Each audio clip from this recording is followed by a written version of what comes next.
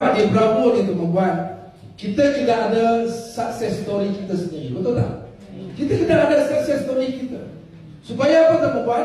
Supaya bila kita buat perkongsian, macam mana yang Guru Gary beritahu tadi, nak cerita tentang syarikat, jangan cerita tentang faktanya saja, kita cerita apa di sebalik fakta yang ada. Betul-betul teman-teman? Contoh kita nak jual kasut, jangan cerita ciri-cirinya saja, apa manfaat yang ada di sebalik penciptaan kasut itu. Betul-betul teman-teman? Maksudnya begitu. Jadi anda bila join Bravo, apa yang orang nak tengok teman-teman? Dua benda orang nak tengok. Satu, orang yang nak tengok, musuh kita nak tengok kehancuran kita. Setuju tak tuan? Musuh nak tengok kehancuran kita. Kau join syarikat tu, kau tengok berapa lama kau boleh bertahan. Betul tak tuan? Aku tengok nanti kau bagi jaminan 25 hari je dia boleh duduk kat situ. Hari yang ke-26 dah tak buat Bravo dah. Ada tak musuh kita macam tu teman-teman? Ya.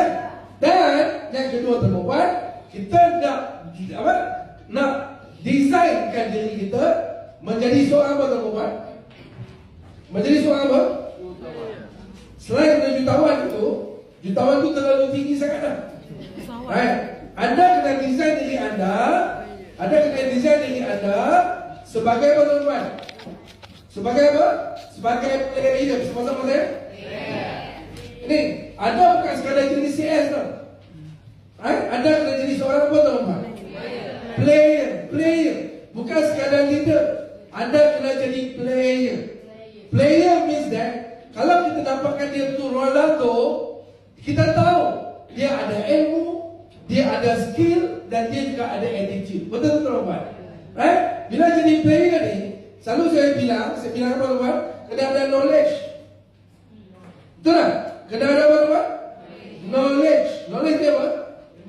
Kena ada ilmu. Apa ilmu yang kita kena ada? Ilmu produk, ilmu marketing plan, info tentang syarikat, ilmu tentang bagaimana nak buat marketing. Betul tak teman-teman? Bagaimana dengan ilmu kita nak develop tim kita. Semua kena belajar teman-teman. Anda cuba bayangkan, anda hari ini sebenarnya berada dalam satu industri. Dengan apa teman? Kita ni sedang berada dalam satu industri. Nama dia apa? Industri apa? Network marketing business. Itu bahasa sedap. Bahasa yang tak sedap maksud apa? MLM. Betul tak teman? Tapi di Malaysia ni tak panggil MLM. Dia panggil jualan langsung. Sebab tu kita doa akta jualan langsung. Dalam akta jualan langsung ni, dia ada beberapa kategori. Salah satu kategorinya adalah